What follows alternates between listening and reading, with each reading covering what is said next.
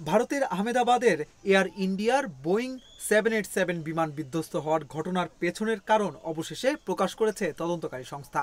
ভয়াবহ ওই দুর্ঘটনায় 270 জন প্রাণ হারান। গত 12 জুন প্লেনটি একটি মেডিকেল কলেজের ছাত্রাবাসে বিধ্বস্ত হয়। ভারতের প্লেন দুর্ঘটনা তদন্ত ব্যুরো তাদের প্রাথমিক প্রতিবেদনে জানিয়েছে, দুর্ঘটনার ঠিক আগ মুহূর্তে বিমানের জ্বালানি সরবরাহ ব্যবস্থা হঠাৎ বন্ধ হয়ে যায়, যার ফলে ইঞ্জিনও বন্ধ হয়ে যায়। তদন্তকারীরা বিমানের ব্ল্যাক বক্স বিশ্লেষণ করে জানতে পারেন, বিমানের জ্বালানি সরবরাহের দুটি সুইচ 1 সেকেন্ডেরও কম সময়ের ব্যবধানে চালু অবস্থা থেকে বন্ধ হয়ে যায়। তখন বিমানটির গতি ছিল ঘন্টায় 180 নটিক্যাল মাইলের বেশি।